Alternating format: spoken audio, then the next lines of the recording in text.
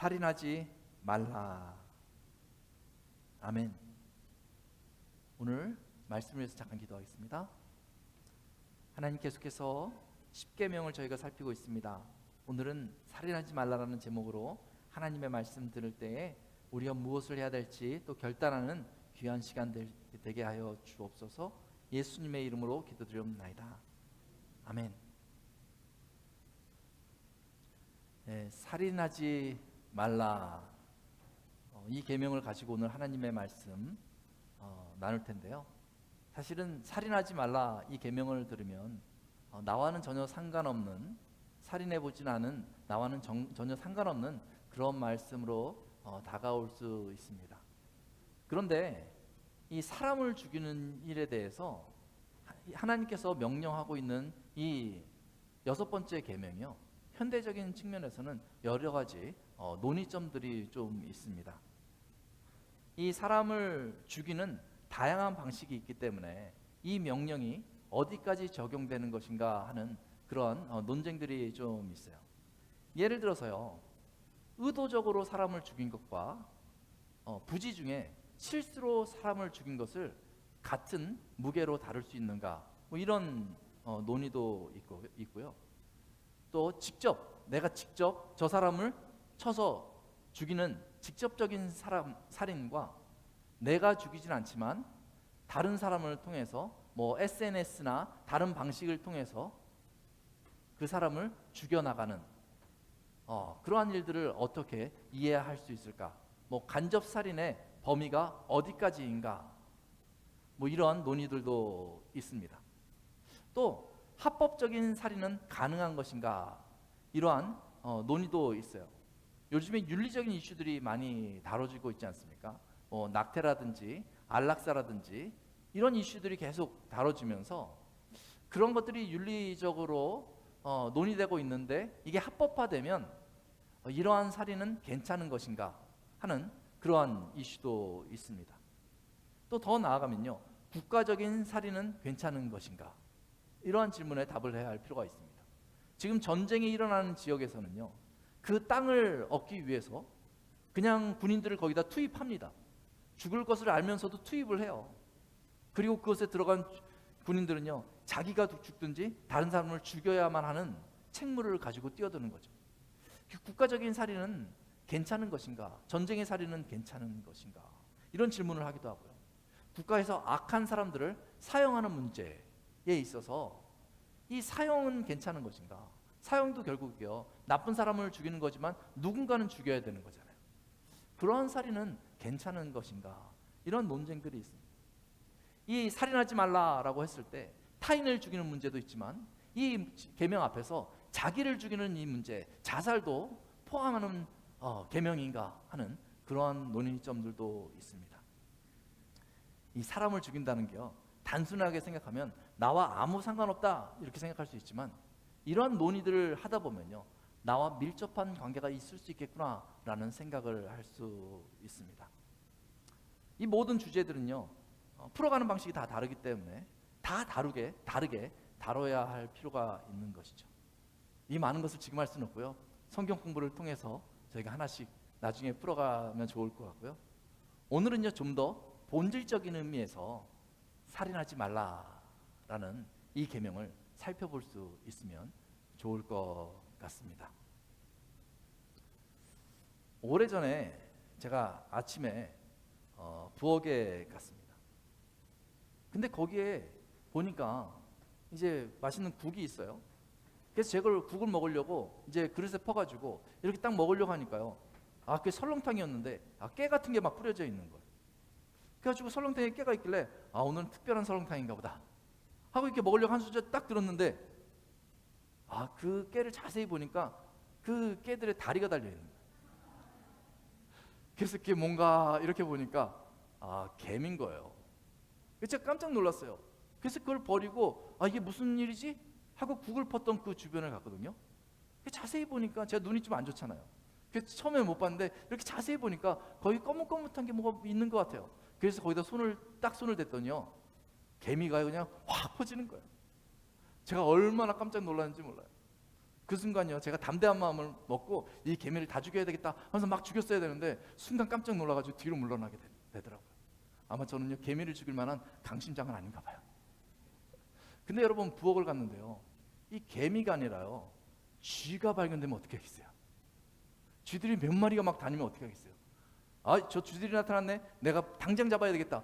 아마 여기에 그런 분들도 있겠지만 대다수 분들은요, 어머 깜짝이야 하면서 뒤로 물러날 것 같아요. 저도 마찬가지, 쥐를 보면요 뒤로 물러나고 오히려 도망갈 생각을 하게 되는 것이죠. 아마 이게 보통 저희의 마음인지도 몰라요. 개미 한 마리 죽이는 것도 사실은 용기가 필요하고, 이 쥐 한 마리 잡는 것도 사실은 강한 마음을 먹지 않으면 사실 잡기가 어려운 것이죠. 이 죽인다는 게 쉬운 일이 아니거든요. 그런데 이게 신문을 펴서 이렇게 읽다 보면요, 깜짝깜짝 놀라요. 요즘 같아서는요, 신문을 펴서 읽으면 매일마다 깜짝깜짝 놀라요. 왜냐면요, 사람이 쥐나 개미가 아니고요, 사람을 죽였다는 뉴스가 매일마다 올라오기 때문입니다. 사람이 사람을 죽인다는 것이죠. 그것도요, 사람이요, 알지 못하는 사람을 죽일 뿐만 아니라 사람이 자기와 가까운 사람들, 심지어는 가족들을 죽이는 그런 뉴스들이 올라올 때마다 어떻게 이럴 수가 있느냐 하면서 깜짝 놀라게 되는 것이죠. 그런 뉴스를 보면요, 너무 무서워서 깜짝 놀라서 뒤로 물러났다가 어떻게 된 일이지? 하고 자세히 읽게 됩니다. 머릿속으로 딱 생각하기는요, 사람을 죽인 사람이니까요, 아마 이 사람은요, 태어날 때부터 너무너무 악한 사람일 거야, 이런 생각을 가지고 뉴스를 읽습니다. 아마 이 사람은 괴물 같은 삶을 사는 그런 사람일 거야 하고 그런 뉴스를 읽습니다. 근데 어떤 경우는요, 이 사람이 사람을 죽였는데 그 사람이 아침만 해도 우리와 같이 일상적인 삶을 살던 사람이, 지금까지 다른 사람을 죽여본 적이 없는 그 사람이 다른 사람을 죽이는 경우들이 있다는 것이에요.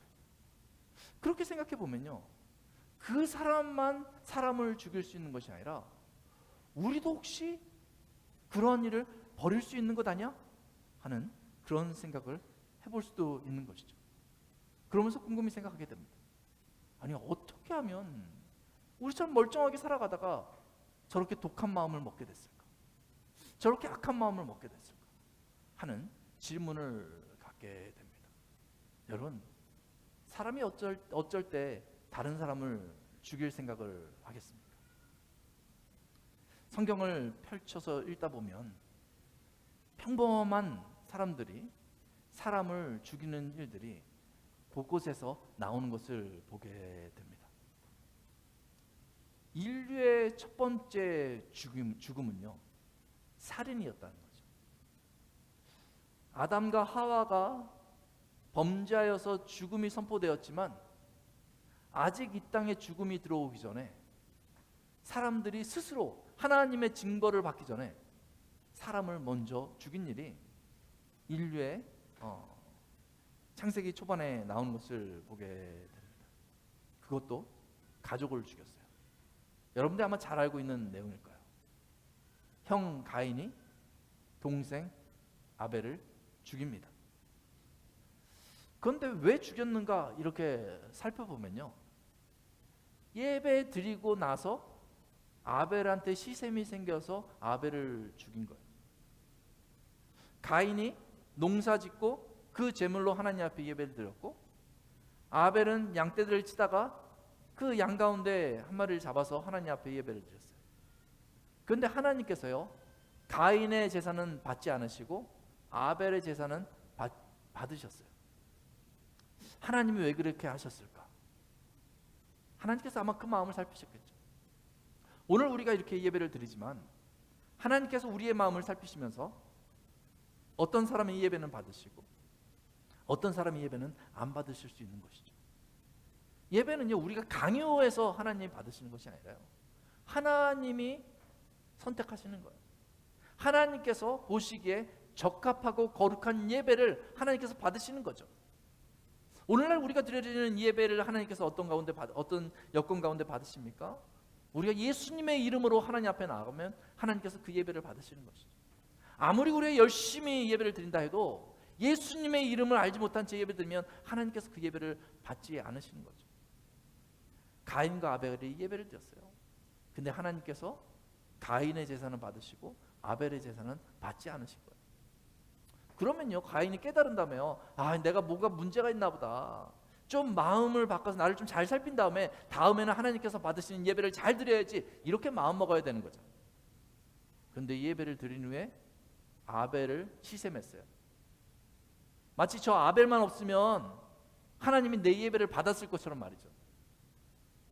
그러면서 아벨을 시샘하다가 아벨을 향해서 분노하기 시작했어요. 너 때문이야 하는 분노가 그 마음에서 일어난 것이죠. 그리고 그 분노가 이 죄의 본성을 건드리기 시작하니까 이 마음에 저 아벨을 이 땅에서 제거해야 되겠다는 생각이 들었고, 결국 이 가인이요, 저 아벨을 죽인 것이죠. 시기가 가득해지면요, 마음이 강팍해져요. 그러면 뻔뻔하게 사람을 죽일 수도 있다는 것이죠. 이 창세기 30장 이후에 보면 야곱의 그 가족이 이제 다시 고향을 향해서 오는 그런 장면이 나옵니다.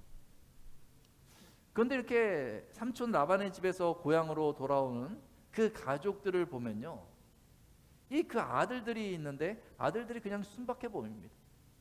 아들들이 좀 거친 아이들들이 있었다, 이런 표현이 나오지 않거든요. 그런데 창세기 34장에 보면 그렇게 내려오다가 어느 날 그 자녀들 중에서 누이 디나가 세겜에서 강간을 당합니다. 이렇게 형제들이 많은데요, 누이가 강간을 당해요. 그러니까 그 형제들이 마음에 분노가 생긴 것이죠. 그래서 이 분노가 생겨가지고 그 세겜 사람들을 속입니다. 니네가 할례를 받으면 이 누이를 데려갈 수 있다라고 속입니다. 그리고 할례를 받는 그 사이에 그 형제들의 가운데 둘이 가서 거기 있는 남자들을 다 죽이고 옵니다. 그들에게 분노가 있었어요. 이해할 만한 분노일 수 있습니다. 왜냐하면 누이가 강간을 당했으니까요. 하지만 그 분노가 있다고 해서 사람을 죽이는 것이 허용되는 것은 아니지 않습니까? 그런데 그 분노를 다스릴 수 없었어요. 그래서 거기 있는 사람들을 다 죽이고 맙니다. 여러분, 이스라엘에 유대했던 왕 다윗을 생각해 보십시오. 하나님과 동행했던 아주 선한 왕입니다. 약한 자를 보호했던 왕이 바로 다윗입니다. 사무엘하 10장까지 보면 위대한 다윗의 모습을 저희가 보면서 늘 감탄하게 됩니다. 그런데 11장을 보면 너무나 당황스러운 일이 벌어집니다. 이 다윗이요, 이 부하의 아내 바세바를 부하가 가서 전쟁을 하는 중에 범하게 된 것이죠. 그리고 나서 그 부하의 아내가 임신까지 한 거예요. 그러자 이 다윗이 난처하게 됐습니다. 나의 그 근사한 명성이 손상되게 된 것이죠. 그 명성이 손상되면요, 또 내 마음이 상하게 되고 사람들이 나를 힐난할 수 있지 않습니까? 그래서 그것을 숨기기 위해서 우리야, 그 남편 우리야를 데려다가 속여보려다가 잘 안 되니까 우리야를 전장의 일부로 내보내가지고 죽게 만듭니다. 그리고 나서 그 남편이 죽고 나자 그 밧세바를 자기의 아내로 삼습니다. 마치 자비로운 왕인 것처럼 그 아내 밧세바를 자기의 아내로 삼습니다. 이 다윗은요, 자신의 잘못을 감추고 자신의 자존심, 명예를 지키기 위해서 살인합니다. 다른 사람의 생명보다요, 내 명예가 중요한 것이죠. 그런 경우가 많습니다. 다른 사람의 생명보다요, 내 자존심을, 내가 지금까지 쌓아올린 이 위치를 더 중요하게 여기는 사람들이 있습니다. 그래서 내가 여기서 내려가지 않기 위해서 다른 사람들을 제거하는 그러한 일들이 있습니다. 아합이라는 왕은요, 그 나봇의 그 포도원을 지나가다가 보게 됩니다. 근데 그 포도원이 너무나 좋아 보이는 거예요. 그래서 그 포도원을 너무나 갖고 싶어서 이 나봇에게 가서 이 포도원을 나에게 팔라라고 이야기했습니다. 그러자 나봇이요, 전통적인 이유를 대면서 고지식하게 이거는 정말 팔 수가 없습니다 라고 왕에게 이야기합니다.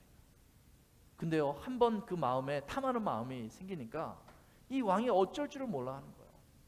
그랬더니 그 아내가 나봇에게 누명을 씌워가지고 나봇을 죽이고 그 포도원을 왕에게 다시 돌려줍니다. 탐욕이 살인을 불러일으킨 것이죠. 성경의 곳곳에 보면요, 사람이 사람을 죽였다라는 이야기가 계속해서 나옵니다.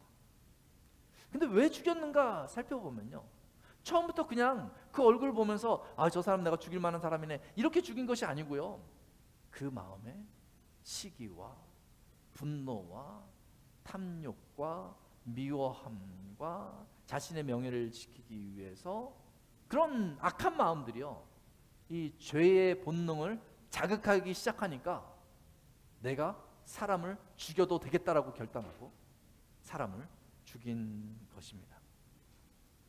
이 그런 악한 마음이요, 죄의 본능을 자극하면요, 살인의 결과에 대한 이러한 책임과 그런 두려움이 마음에서 사라지게 되는 것이죠. 그저 내 악한 감정, 흥분해 있는 나의 감정에 충실하게 따르게 되는 것이죠. 참으로 이것이 무서운 것입니다. 어떤 면에서는요, 저희가 맨 앞에 저희가 살펴본 것처럼 살인을 어디까지 용납할 것인가 이런 것을 논의하는 것이 의미가 있을 수도 있지만 사실 의미가 없는 것일 수도 있는 거예요. 그것을 논하는 것보다 더 중요한 것이 뭐냐면요, 지금 내 마음에 뭐가 있는가를 살피는 것이 훨씬 중요한 일일 수 있는 것이죠. 내 마음에 그런 악한 씨앗이 뿌려지면 나도 모르게 자극받고 있다는 것입니다. 내가 조금 미워했던 사람이 더 미워지고, 내가 조금 시기했던 사람이 더 싫어지고, 그리고 내가 갖고 싶었던 것이 내 생명을 내놓고 저걸 갖고 싶은 거예요. 그 마음이 점점 더 크게 자라나게 되면 결과적으로 내가 원하는 것을 하기 위해서 다른 사람을 죽일 수도 있다는 것입니다. 그래서 이를 방지하려면요, 그 죄의 본능이 이 안에서 자극되고 있는 것을 발견하고 그 자극을 끊기 위해서 노력해야 되는 것입니다. 하나님께서 창세기 3장에서 이 가인이 아벨을 죽이기 전에 그래서 미리 얘기합니다.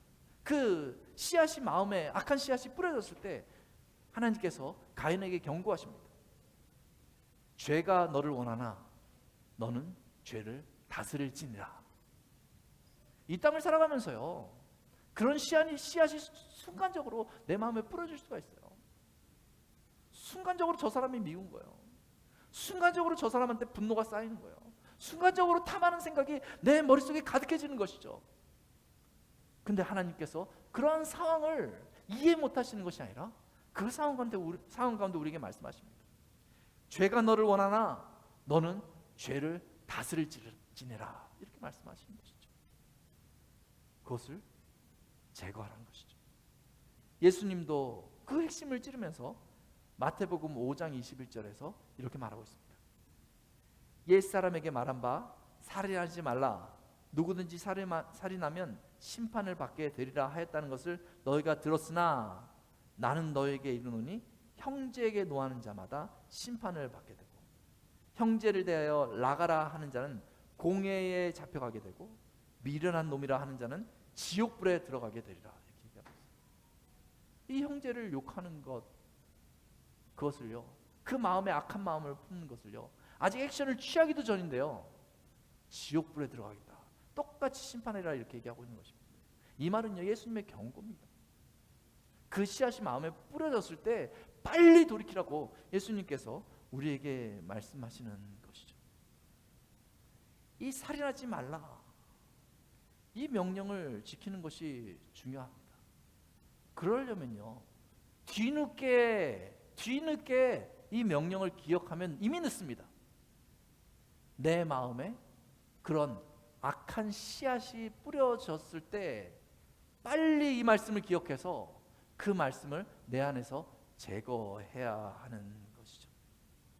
시기, 분노, 교만, 탐욕, 자만, 자존심, 갈등 이런 것들이 내 마음에 자리 잡기 시작했을 때 빨리 그것을 떨쳐버리고 다른 사람과의 관계를 회복해야 하는 것입니다.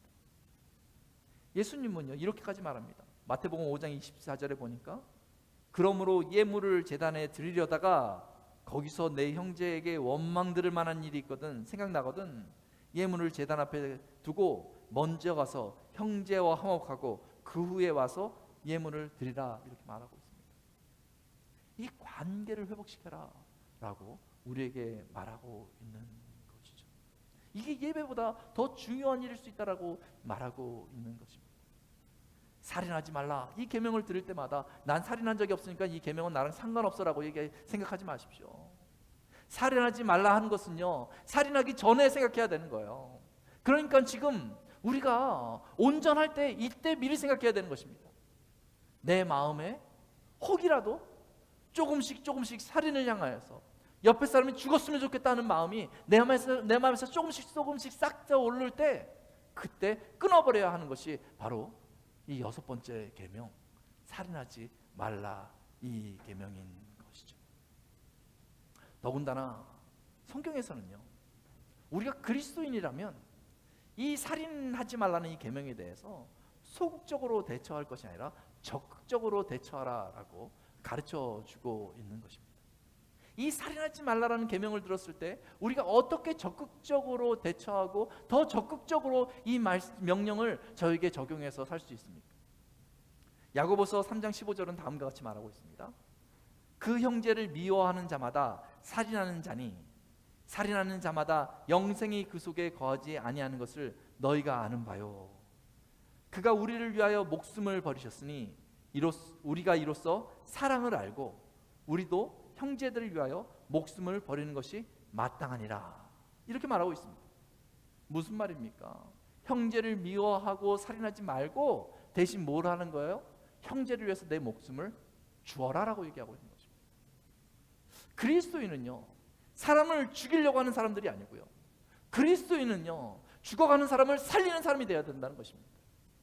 예수님께서 우리에게 그려 했듯이 우리의 생명을 내어놓고 내 형제들을 살리는 것을 인생의 사명으로 알고 사는 것이 바로 그리스도인이라는 것이죠.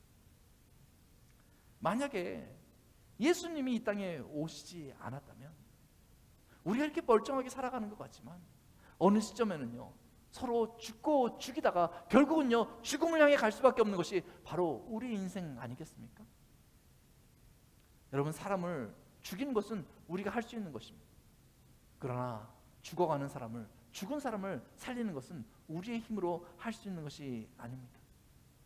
그런데 예수님께서 이 땅에 오셔서 그 생명을 내어주심으로 말미암아서 우리에게 생명을 주셨잖아요. 이것이 얼마나 감사한 일입니까? 우리가 할 수 없는 일을 우리 주님께서 해주셨잖아요. 우리에겐 이제 이 앞에 이 죽음이 있는 것이 아니라 우리 앞에 있는 것은 바로 생명이지 않습니까? 우리는 이 땅에서 죽음을 바라보며 사는 사람들이 아니라요 생명을 바라보는 그러한 사람들입니다. 하나님께서 그런 특권을 주셨잖아요. 그런데도 예전에 그 죄에 사로잡혀서 내 마음의 감정에 사로잡혀서 계속해서 나를 죽입니다. 나는 이것밖에 안 돼. 분노하고 좌절하고 옆에 사람을 은근슬쩍 죽입니다. 시기하고 미워하고 욕하고 하면서 말이죠. 우리가 그렇게 살아서는 안 되는 거예요. 우리는 죽음을 바라보는 것이 아니라 죽이는 일을 바라보는 것이 아니라 생명을 바라봐야 합니다. 내 마음이 어떻든지 간에 다시 주님을 바라보면서 주님께서 나를 살려주신 그 은혜를 생각하면서 깊이 묵상하면서 하나님 앞에 나아가십시오. 그러면 하나님께서 생명의 힘을 우리에게 부어주십니다. 그 능력으로 사는 거예요. 그 하나님을 바라보면서 내가 생명의 능력을 얻으면요 너무나 내 마음에 기쁨이 있어서 나 혼자 그냥 사는 것이 아니라요 이제는 내 주변을 보면서 죽어져 가는 사람들을 찾아가게 되는 거예요. 낙심해 있는 사람들을 찾아가게 되는 거예요. 예수님을 만나보라고 하나님께서 여러분들을 살리기를 원하신다고 죽음의 그림자에서 벗어나라고 나아가는 사람들이 바로 우리 그리스도인이라는 것입니다. 그것이 우리가 가지고 있는 특권입니다. 이 세상은요 모든 매개체를 통해서 우리는 죽어야 된다, 우리는 죽어야 된다, 우리는 죽을 몹시다, 죄에서 벗어날 수 없는 사람들이다 이렇게 우리를 짓누르려고 하지만 우리가 하나님을 바라보면 거기서부터 자유를 얻어야 됩니다. 저거는 내가 붙잡아야 될 것이 아니다. 이제는 나는 생명의 힘 대신 우리 하나님을 붙잡고 살아가야 한다. 이렇게 살아가는 것입니다. 죽음은 모든 것을 우울하게 만들지만 생명은 모든 것에 소망을 주는 것입니다. 로마서 8장 7절은 말씀하고 있습니다. 육신의 생각은 사망이요 영의 생각은 생명과 평안이니라. 사랑하는 성도 여러분, 오늘 예배 나올 때 혹시 여러분들 마음에 악한 생각들, 미워하는 마음들을 혹시 가지고 오신 분들이 있습니까? 분노를 아직 다스리지 못한 상태로 나오신 분들이 있습니까? 이제 내려놔야 합니다. 그리고 하나님께서 주신 그 사명, 생명 살리는 그 사명 가운데 서야 합니다. 우리 말씀을 생각하면서 한번 같이 찬양 한 곡 불렀으면 좋겠는데요. 사망의 그늘에 앉아, 이 찬양을요 하나님의 마음을 품고 우리 불러봤으면 좋겠습니다. 하나님께서 이런 마음으로 저희를 사랑하시고 이런 마음으로 저에게 다가오셨다는 것을 기억하며 우리 말씀을, 이 찬양을 같이 불렀으면 좋겠습니다. 우리 다 자리에서 일어나서 우리 찬양하도록 하겠습니다.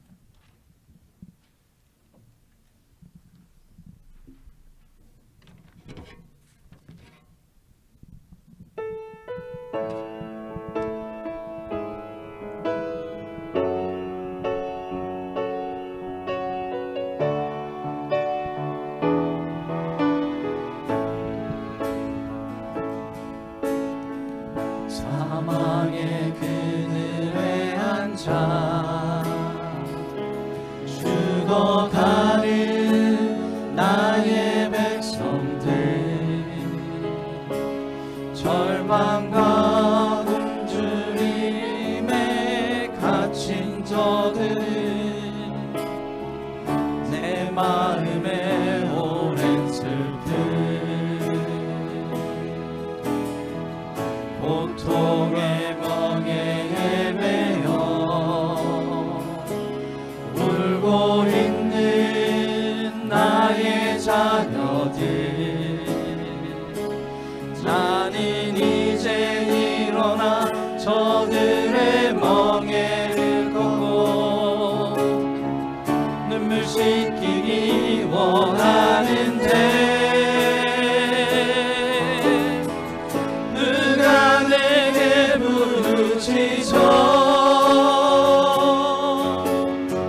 저들을 구원케 할까? 누가 나를 위해 가서 나의 사랑을 전할까? 나는 이제 보기 원하네. 나의 자녀들 사랑하는 그날, 깊은 찬송 소리 하늘에, 웃음소리 온 땅 가득한 사망의 그늘에 앉아, 사망의 그늘에 앉아 죽어가는 나의 백성들, 절망과 굶주림에 갇힌 저들, 내 마음에 오랜 슬픔, 고통의 멍에 헤매어 울고 있는 나의 자녀들, 나는 이제 일어나 저들의 멍에를 걷고 눈물 씻기기 원하는데, 누가 내게 부르짖어 저들을 구원케 할까? 누가 나를 위해 가서 나의 사랑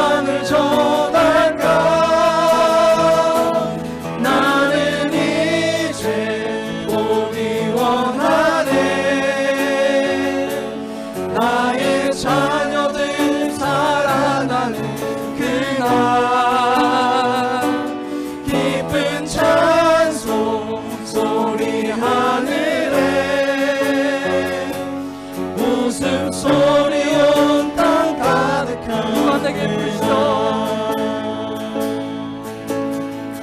누가 내게 부르시죠? 저들을 구원케 할까? 누가 나를 위해 가서 나의 사랑을 전할까? 나는 이제 보기 원하네. 나의 자녀들 사랑하는 그날 기쁜 찬송 소리 하늘에 웃음소리 온 땅 가득한 그날. 이 말씀 생각하면서 같이 한번 기도했으면 좋겠습니다. 하나님은 생명의 힘을 주시기 원하시는 분입니다. 하나님은 죽음의 그림자를 제거하시기 위해서 예수님을 보내주신 분이십니다. 하나님이 우리를 사랑하십니다. 그 하나님을 바라보고 이제 내가 생명의 힘으로 살길 원한다면 내 마음속에 있는 악한 씨앗들을 주 앞에 고백하시기 원합니다. 하나님, 내 마음에 이런 마음이 있습니다. 내가 관계가 어그러져 있습니다. 하나님, 나를 용서하여 주옵소서. 내가 가족을 미워했습니다. 하나님, 내가 이웃을 미워했습니다. 하나님, 나를 불쌍히 여겨 주옵소서. 하나님, 이렇게 죽음의 파편을 가지고 살기를 원치 않습니다. 하나님, 내가 우울하게 살기를 원치 않습니다. 하나님, 은혜를 베풀어 주옵소서. 하나님, 내가 사명자로 살기를 원합니다. 사람을 살리는 사람으로 살기를 원합니다. 내가 능력이 없사오니 하나님께서 능력을 주옵소서. 생명의 힘을 부어 주옵소서. 이렇게 기도할 때 하나님께서 그 기도 가운데 응답하여 줄 줄로 믿습니다. 우리 같이 한 목소리 기도하겠습니다.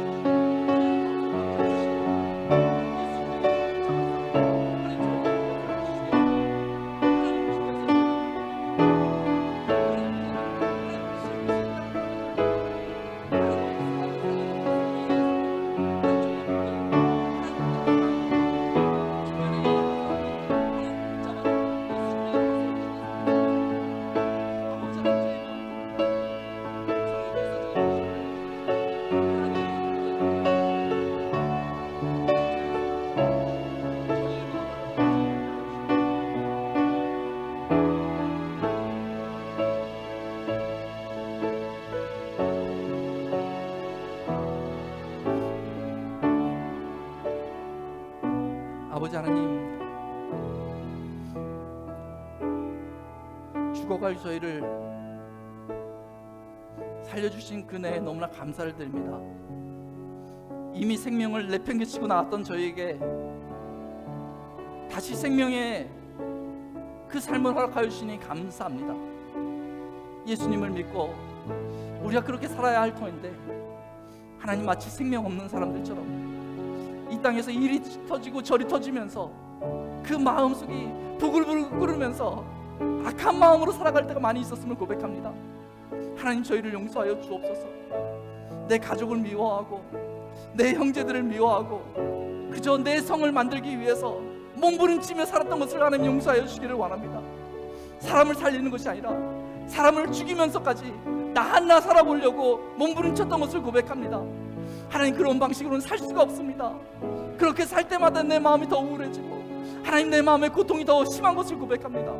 아버지 하나님, 이 시간에 주님 앞에 나와서 무릎 꿇사오니 저희를 불쌍히 여겨 주옵소서. 하나님, 악한 하나님 그 습성들이 우리 마음에서 다 떠나가게 하여 주시고 예수님의 이름으로 선언할 때 그 마음들을 다 떨쳐버리고 일어날 수 있는 저희가 될 수 있도록 주님 도와주옵소서. 죽음의 그림자가 다 거쳐지게 하여 주시고 예수님의 이름 붙들 때 하늘로부터 생명의 힘이 저희 성도들에게 임하게 하여 주옵소서. 그리하여서 톨리도 하나님 교회에 오는 사람들마다 이제는 하나님 이곳에서 하나님 살아계심을 경험하며 하나님 공급되는 하나님의 그 생명의 능력을 경험하고 온 성도들이 세상을 향해서 다시 파동되어지는 그런 역사가 있을 수 있도록 주님 도와주옵소서. 우리의 눈이 떠지게 하여 주셔서 내 옆에 죽어가는 심령들이, 하나님 그늘든 심령들이 있음을 발견하게 하여 주시고 그들에게 손을 내밀 수 있는 저희가 될 수 있도록 아버지 하나님 저희를 붙잡아 주옵소서. 하나님께서 그 생명의 힘으로 저희 톨리도 하나님교회 모든 성도를 붙잡아 주실 것을 믿사오며 우리 주 예수님의 이름으로 기도드리옵나이다. 아멘. 축도로 예배 마치겠습니다. 이제는 우리 주 예수 그리스도의 은혜와 아버지 하나님의 사랑과 성령 하나님의 교통 교제케 하심이 하나님 앞에 순전한 마음으로 그 생명의 힘 의지하여 예배드린 주의 백성들 위해 이제부터 영원토록 함께 있을지어다. 아멘.